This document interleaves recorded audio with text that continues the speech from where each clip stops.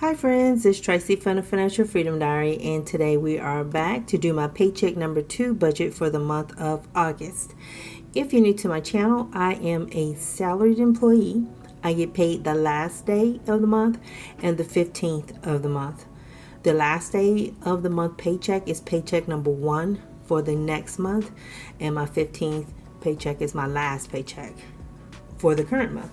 So let's get started here. Hope you all are having a super fantastic day. If you haven't had a chance to subscribe to my channel, please consider doing so. Okay, so let's start with my pay. My paycheck is going to be $2,672.46. Gifts. I don't know what I was trying to say or what I was thinking. For gifts, this is Christmas, birthdays, and all of that.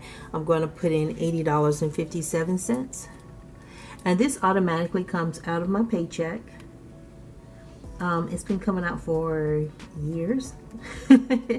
My sons will get $60, which is $30 per kid. It goes directly into their savings account. Nothing for me to do there. Health insurance, $11.22. This is vision, dental, and medical. I like to keep track of this. This does come automatically out of my check. I like to keep track of this just to make sure, if there's some variance, I can catch it. And I had some variance happen when I was having my life insurance come out of my paycheck. Identity theft, $3.48. Auto insurance, I'm setting aside $100. MLGW, I'm putting aside $275. It has been hot, so I hope I don't overshoot that. Sprint. Now, I know last month I was using my data when we had a power outage. And so my bill this month is going to be $69.18. Xfinity is going to be $150. And that has been inching up too. And I know I need to take care of that. I need to go and call somebody. Gas for my car is $50. I don't take this out as a part of the cash envelopes because when I normally go to work, I have to be at work at 6. So that means I'm driving around about 5:30-ish in the morning when I leave the house. And it's not quite safe to be, like running in gas stations and stuff like that with money in my hands and stuff like that. I just don't trust it. I pop out, put my gas, get back in the car, and get to work. And I also go to the station that's closest to my job. So I want to see how much money I'm going to have left for my debt, because Sprint is different from what it normally is. And so not that much different, but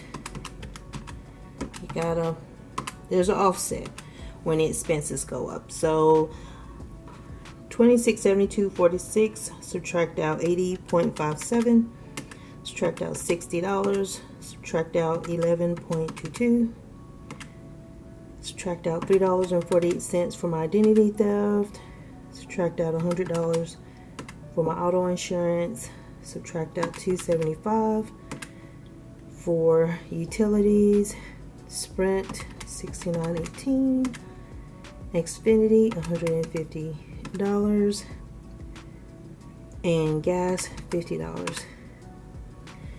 So that leaves me with $1870.01. So $1870.01.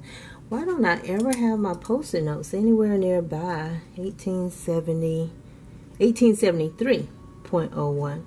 You look at these numbers. I'm not wearing my glasses over here, so yeah.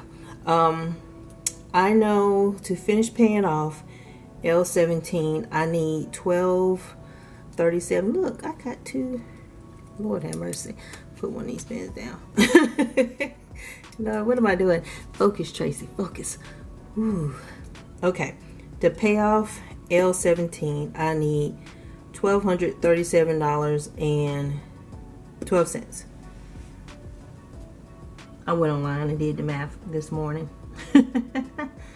12, 37, 12.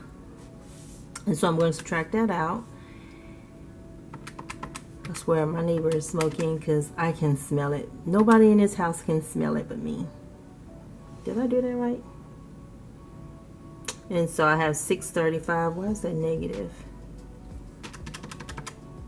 1873.01. Subtract out 1237.12. 635.89 is what I have to put to Fed loan N19.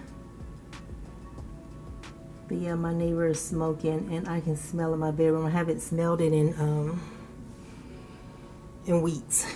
And it's about to start messing with my allergies.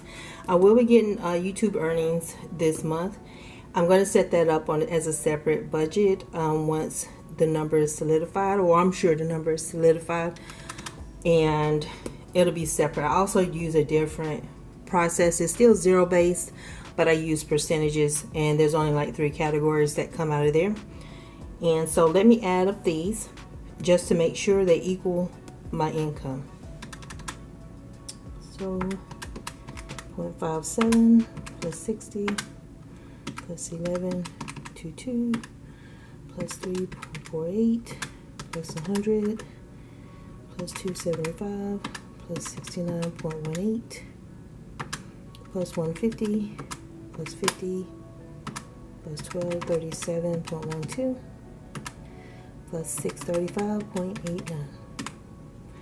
2672.46, 2672.46, and that is my zero-based budget. So I spent up all of my money that I'm going to earn.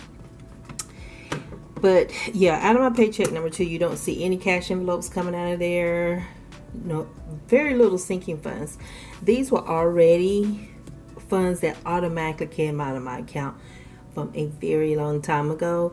And so I try to take as much as I can out of the first one so I can have my big debt snowball payment coming out of this particular check. And it's a way of helping me kind of know, like, okay, these expenses come from this check and those expenses come from that particular check, especially when I can't really move the due dates on them. So that's why you kind of see, like, when you do see my paycheck number 1, you see so many line items. I don't half my bills up. I just say, okay, what can I take automatically out of one check and just be done with it? The only thing I half up is going to be my gas. Each paycheck I take out $50 for that, and I don't take it out, but that's what I spend. That's the maximum I try to spend, unless I'm outside hustling.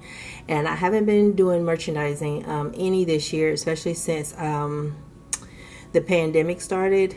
You guys know I have asthma, so it's not safe for any of us to be out there, really.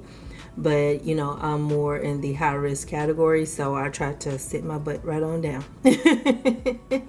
I hope they get a vaccine or something next year, because yeah, my lease is going to need to be renewed, I think March of next year.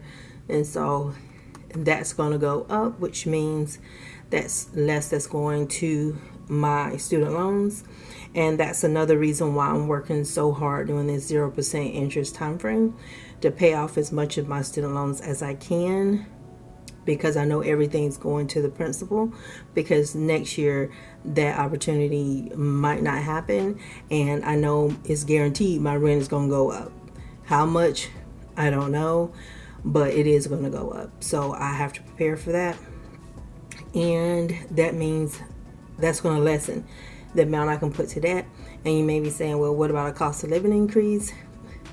I'm a salaried employee, and that is not always guaranteed in the best of times. And I have experienced, since working for the company, 1 year we didn't get a bonus, and then 1 year we didn't get a cost of living increase. So it's not guaranteed. And so I know last year we didn't get a bonus. I know this year we're not going to get a bonus, or we would have already had it if we were going to get one. So we didn't get a bonus, and we're not going to get a cost of living increase. So those are factors that I take into consideration when I decide to do what I'm going to do, as well as what's going on as far as like politics, how that affects the student loan payments and stuff like that. And I do appreciate all of you guys who are sharing links to articles and stuff with me, because I do go out and read those and check out and see what's going on, because I do like to know how is that going to affect me, and because that affects my decision making, you know. And so I hope you all have a super fantastic morning, afternoon, and evening. I am going to go take my allergy pills because I smell smoke. I smell cigarette smoke, and it is going to get me today. But y'all have a great one, and I will talk to y'all later. Bye.